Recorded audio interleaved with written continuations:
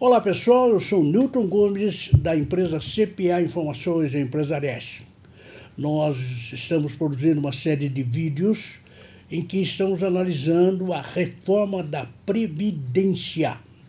Esse estudo que nós estamos elaborando da reforma da Previdência toma por base a proposta de emenda constitucional número 6 de 2019, que foi recentemente remetida pelo governo, pelo Poder Executivo, para o Poder Legislativo, começando ali pela Câmara dos Deputados.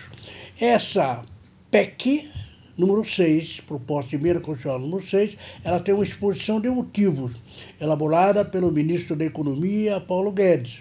Essa exposição de motivos, mais de 100 itens, ela explica quais são as razões pelas quais se pretende fazer uma reforma da Previdência. E a gente está analisando vários itens dessa exposição de motivos. Aqui ao meu lado, a Júlia Gomes. Oi pessoal, meu nome é Júlia Gomes. Como eu vou falou, a gente vai falar um pouquinho sobre essa exposição de motivos elaborada pelo ministro da Economia, Paulo Guedes. A gente já falou dela antes, a gente vai dar prosseguimento. E nesse vídeo a gente vai falar um pouco dos itens 37 ao item 40.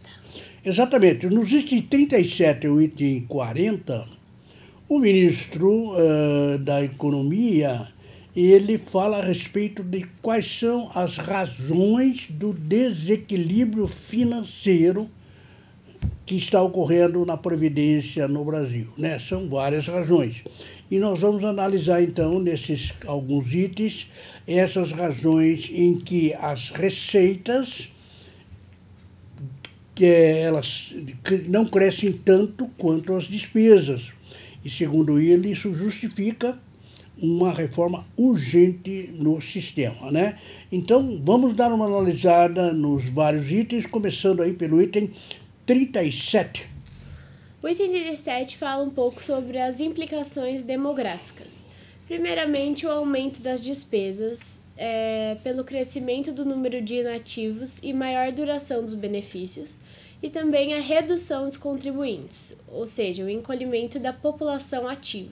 Muito bem, nós já discutimos em vídeos anteriores que o problema, nós estamos numa mutação demográfica no país muito grande, né? As pessoas estão vivendo cada vez mais e a taxa de natalidade cada vez diminui, né? Então tem isso. Então, o que acontece? Como as pessoas vivem mais, é um aumento de despesas, claro, porque existe um crescimento do número de inativos e uma maior duração dos benefícios.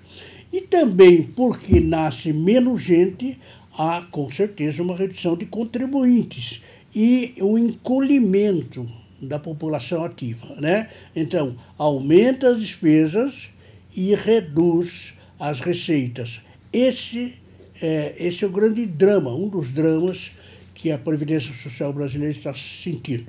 Muito bem, vamos para o item 38, né, Júlia? Isso aí. O elevado patamar de despesas previdenciárias. Primeiro que no Brasil, o nível de despesas previdenciárias é totalmente distante da experiência internacional.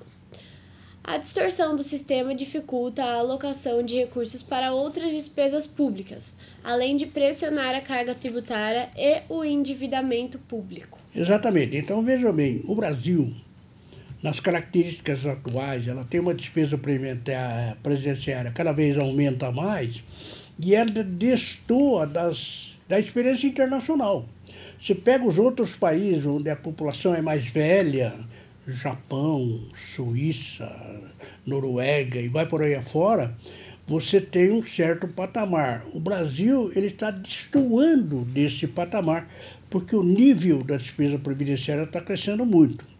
E esta distorção, esse aumento da despesa previdenciária acaba fazendo o seguinte: recursos que deveriam ser para a educação, para a saúde, para a segurança pública, não podem ir para lá. Por quê? Porque estão comprometidos com o pagamento de benefícios da Previdência Social, né? Então, o grande problema aí, a despesa previdenciária não para de crescer e esses recursos que são destinados à Previdência, eles evidentemente não podem ser aplicados nos outros pontos muito importantes para o país, mas que não recebem esse investimento.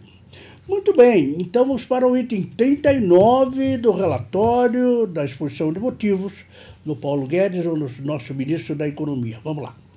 Crescimento insustentável das despesas previdenciárias. Atinge todos os regimes previdenciários públicos no Brasil, ou seja, da União, Estados, Distrito Federal e municípios, e o crescimento mais acelerado do que as receitas. Exatamente. Então, isso vejam que essa distorção não atinge apenas a União, ele atinge todos os estados e atinge a maioria dos municípios. Tanto que nós vemos que tem alguns estados no Brasil que não estão pagando aposentadoria, aliás, não estão pagando nem salário, não estão conseguindo pagar. Por quê? Porque a Previdência está absorvendo esses recursos e cada vez mais, né? Então, esse problema, essa doença econômica aí, ela atinge todos os níveis do governo, União, Estado, Distrito Federal e também os municípios. E há em todos eles um crescimento mais acelerado das despesas previdenciárias do que as receitas obtidas para isso. Esse é o grande problema. Muito bem, mas nós temos agora algumas outros aspectos muito importantes no item 40. Causas do crescimento acelerado das despesas previdenciárias. Primeiro, o envelhecimento populacional, formalização do mercado de trabalho, aumento do salário mínimo em termos reais, crescimento do salário em termos reais, políticas antigas de reposição pessoal e parâmetros do sistema previdenciário bastante benevolentes. Muito bem, então aqui o ministro da Economia ele faz uma relação rápida aí e dá meia dúzia de pontos que são culpados aí pelo crescimento cada vez mais acelerado das despesas previdenciárias.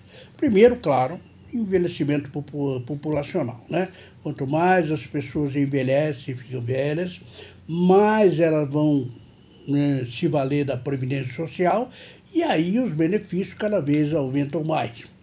Segundo, a formalização do mercado do trabalho, né? Então, mais pessoas estão empregadas, cada vez é formalizado, tem contrato direitinho e, claro, né? Isso daí aperta lá a base previdenciária, aumenta o pagamento de benefício.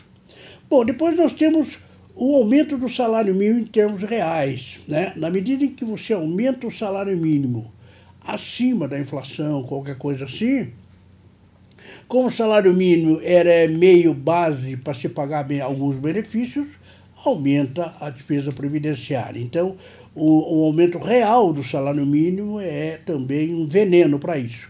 E, além disso, nós temos a questão do crescimento do salário em termos reais, né? Existem determinadas categorias que recebem salários acima, isso porque existem movimentos, porque os sindicatos, enfim, porque a organização dos trabalhadores ela pressiona a base, existe esse crescimento do salário em termos reais, e isso, claro, vai pressionar a questão previdenciária. Além disso, nós temos as políticas antigas de reposição de pessoal, né? Na realidade, nós temos aí alguns problemas no recrutamento, na seleção, etc., né?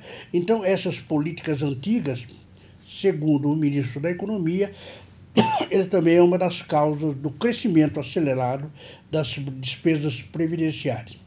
E, finalmente, uma das razões que foram discriminadas aí em relação ao crescimento acelerado das despesas previdenciárias é que os parâmetros do sistema previdenciário são, em alguns casos, benevolentes. São bons demais, né? Nós temos, por exemplo, na questão do serviço público, nós temos categorias de servidores públicos que aposentam agora e recebem todo o salário integral que estava na ativa. Quer dizer, ele está ganhando 20 e aposenta com 20. E outra coisa, o ativo lá, aqueles que são ativos, de 20 vai para 22, o aposentado ganha esse aumento também. né? Isso nós temos, por exemplo, na questão da previdência dos militares, que eles têm promoções por ocasião da aposentadoria. Enfim, são muitos, como diz aí, parâmetros de sistema previdenciário bastante benevolentes que nós temos aqui no nosso país ao longo do ano, da legislação, e que não existem em alguns países. Por isso que o desequilíbrio nosso ele fica mais grave. Enfim, esses itens 37 a 40 da exposição de motivos do ministro da Economia, ele dá uma ideia geral de quais são as razões do desequilíbrio financeiro do nosso sistema de previdenciário, de previdência social. É por isso que, nas palavras do ministro, nós temos que fazer com urgência a reforma desse sistema. Não é mesmo, Júlia? Isso aí, pessoal. Bom, gostaria de lembrar vocês sobre o nosso blog da Reforma da Previdência, que é netcpa.com.br/rp2019. O site da CPE, que é netcpa.com.br. Não esquece que a gente também está nas outras redes sociais por @netcpa. Não esquece também de se inscrever nesse canal e dar uma olhadinha no nosso outro canal sobre a DIR-PF 2019, que é a DIR-PF 2019. Muito obrigada. Muito bem, pessoal. Antes de encerrar, eu gostaria de lembrar que nós estamos gravando aqui no dia 12 de março. Hoje é uma terça-feira. Amanhã, dia 13 de março, lá na Câmara dos Deputados, será instalado a CCJ, Comissão de Constituição e Justiça, que é uma comissão que analisa essa PEC, primeiro, nos seus aspectos constitucionais, em 5 sessões.